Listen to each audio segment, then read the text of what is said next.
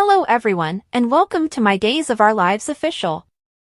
I hope everyone is having a wonderful day. Before we begin, please hit the subscribe button and give this video a thumbs up. Rafe is chained to a chair and struggling in the not-at-all secret demerag tunnels while Jada tries to phone him on today's episode of Days of Our Lives. He is able to respond with his foot, but the gag in his mouth prevents him from making much sound. Belle calls while EJ places a dish of food upstairs. She took his job, so he doesn't want to talk about it. She maintains that Jada merely asked her to accept it and that she didn't pursue it. Although he is irritated, EJ is blaming Paulina and Jada. Belle tries to convince him to accept what occurred and perhaps forego the retaliation. Belle, tell me what I could do to the mayor. Or to Jada Hunter.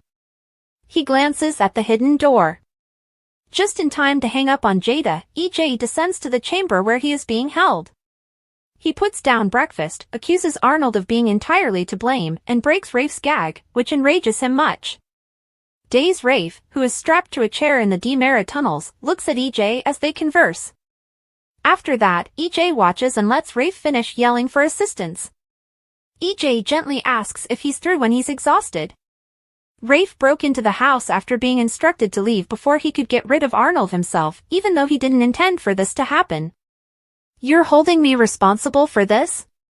He claims that Jada is most likely already looking for him, but when EJ declines, Rafe discovers with dismay that Arnold has replaced him once more. Rafe is quickly reassured by EJ that, yes, Arnold did kiss Jada on New Year's, but he intervened and kept the fake Rafe hidden until EJ could clean up this mess. Rafe notes that since he can't keep him abducted indefinitely, EJ doesn't have many choices.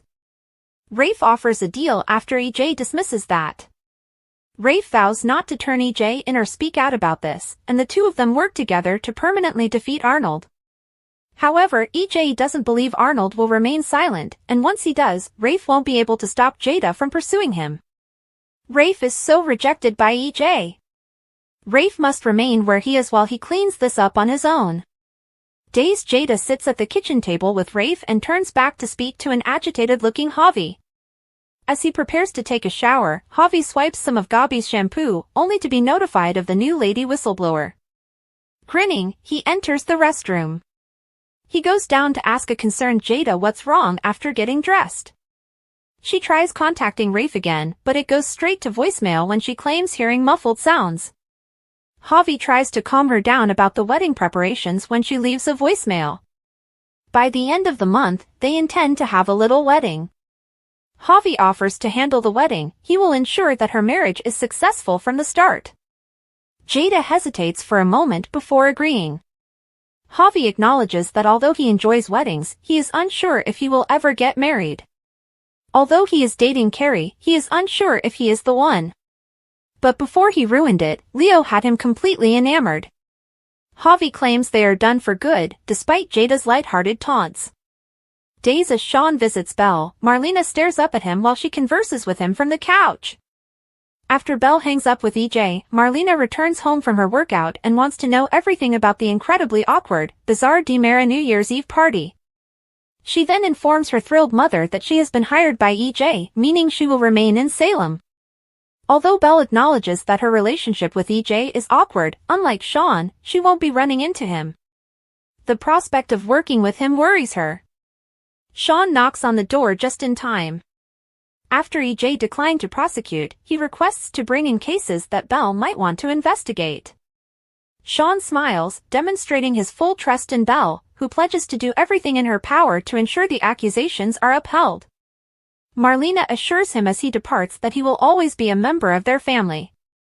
After praising her daughter for how well they both handled it, Marlena assures Belle that she will make a fantastic DA, as long as she avoids EJ. They discuss the affair between Belle and EJ, and she vows it won't occur again. She pledges to use caution. Leo regrets being alone in his room on New Year's Eve. To exacerbate the situation, a second lady whistleblower appears, confronting Leo head-on and threatening to fire him in the near future. Dazed as Joy speaks seriously to Chanel in Horton Square, Chanel stands with her hand on her hip and tears streaming down her cheeks. After hanging up with Johnny outside the square, Chanel notices Joy reviewing lines on the bench. Joy gets up uneasily as she storms over and just glares. She starts off by saying, "I have a lot to say to you. How in the hell do you live with yourself?"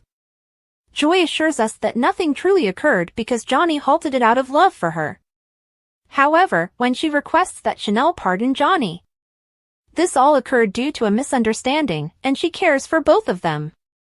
Chanel uses the opportunity to vent about how Johnny started this by not believing her, then he jumped into bed with her and continued to lie about it, as Joy did.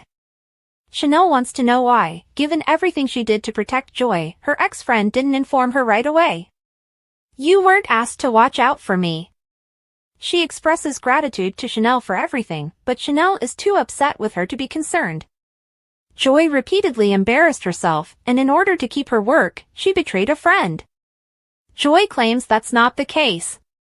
She did not want to come across as a happy homewrecker when she first arrived in town. Chanel sighs and acknowledges her foolish actions, but she mistakenly believed Joy to be her friend, which is not how you treat a friend. Furthermore, it didn't matter that she didn't know Johnny's identity because she was aware of his marital status. Joy admits with tears that Chanel is correct. It was always incorrect. If only she had accepted Johnny's father's offer of money to leave town. What did EJ do? She is enraged, accuses Joy of being a bad person, and suggests that she accept the money and act as if nothing occurred. Then Chanel departs, leaving Joy speechless. Leo and Johnny had a conversation in the body and soul's office.